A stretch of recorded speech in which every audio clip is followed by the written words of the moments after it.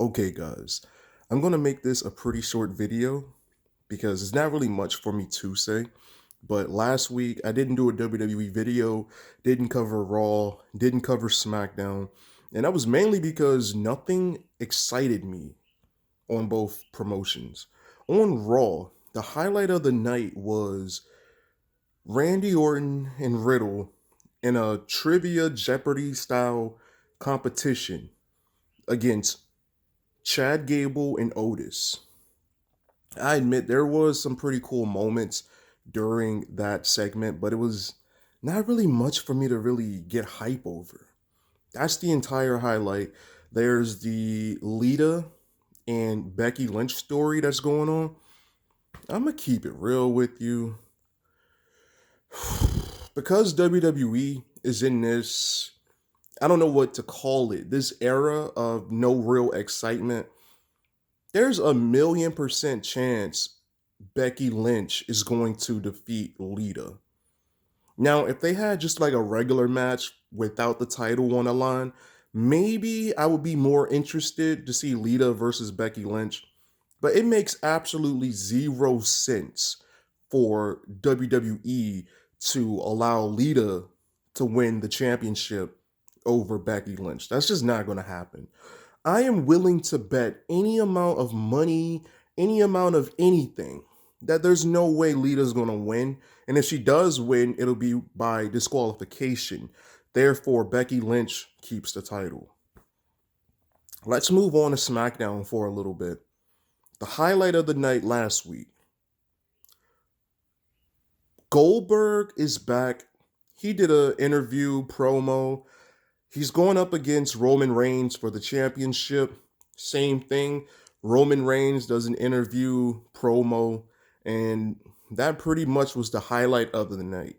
Now, you do have Ronda Rousey going up against Charlotte Flair.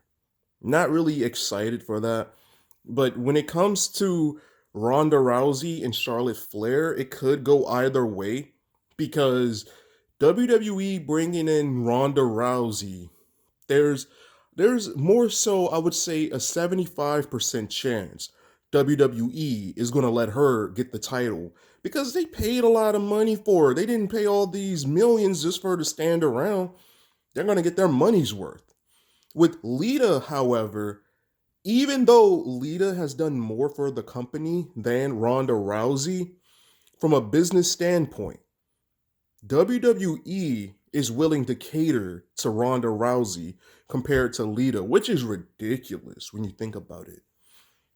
Now, when you look at Roman Reigns versus Goldberg, there's about a 95% chance that Goldberg is going to lose. The reason it's not a 1,000,000% chance Goldberg is going to lose is because it's weird. Didn't Goldberg come back already and then he lost? So why is he coming back again just to lose again? That makes no sense. What is the point? But the reason the percentage is so high that Goldberg is going to lose is because, look, he's going up against Roman Reigns. My thing, which I want to just jump into right now, but I want to make sure I cover this completely. Roman Reigns is doing great as the head of the table. He is doing great carrying SmackDown. I admit SmackDown was way better when you had Roman Reigns on top, but then you also had Sasha Banks on top.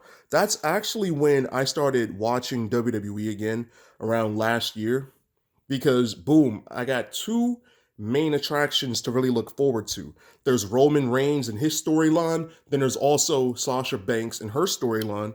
Sasha Banks may have a lot of haters, which I don't understand, but she was very, very entertaining to watch as a champion. Now that she's not the champion, I can't really tell you what she's been doing. Now, I know she did miss some time. I don't know if it was because the you know what or injury, but if WWE really cared about their product, they would really consider slapping the title back on Sasha Banks. Even before she got the main title, didn't she have the tag team titles with Bayley? Another main attraction that made SmackDown especially the women's, worth watching. Now, right now, I just got finished watching. It was what, like this battle royale. There's not really much I could say about that. I do like Rhea Ripley, don't get me wrong. But then you have women like Nikki ASH. I know there's some 9-year-olds that are watching saying they love Nikki ASH, but I'm not a 9-year-old. I'm not in that demographic, so I'm just not a fan. I liked Nikki ASH before she became a superhero for 9-year-olds. There's Dewdrop. Dewdrop just had a title fight against, I think it was Becky Lynch. To this day, I have no clue who Dewdrop is. No clue why she got the shot at the title over someone like Rhea Ripley. Even some of the women from NXT, why not bring them up and have them go for the title? Doesn't that make more sense to you guys? Anyways, today on Raw, even though I would say it's a little better than last week's product, I will admit, but I'm trying to think, like, there's no like 5-star moments. Brock Lesnar is always money. Let's just put it that way. Brock Lesnar, he came in and what did he do? He destroyed Austin Theory and took a selfie with him. That was hilarious. Bobby Lashley cut a promo. What is their name? Montez Ford. His group, I forgot their name. You know what I'm saying? There's so many moments that just go over my head to the point it's like, man, what happened to those exciting moments in WWE? You know what I'm saying? And honestly, I think they're called the Primetime Players. I think that's their name. Anyways, let's go back to SmackDown because even though Raw was better, it's still like, you know what I'm saying? With the Goldberg and Roman Reigns situation, it seems like it's really wasting everybody's time. There's no way you're really going to have your top WWE superstar.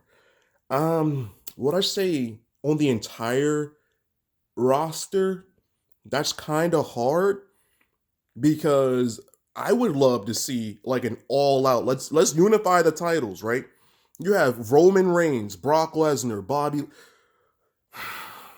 That could have been a better Elimination Chamber. Let's just stop for 2 seconds, right?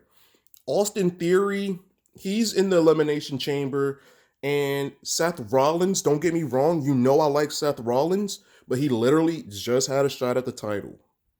Why are you getting another one? Everybody else, there's Riddle, AJ Styles, and you know what I'm saying? Like, I feel like they could definitely go for the title. Why not? But if you replace somebody like Austin Theory, don't get me wrong, I understand that's Vince's boy, but I'm like, I can't really tell you what he's done. Maybe he's done a lot on NXT, but like actually watching Raw, SmackDown, I just know he had segments with Vince. He takes selfies. There's other people you could have put in there. Same with Seth Rollins. There's other people you could have put in there that easily deserved a spot.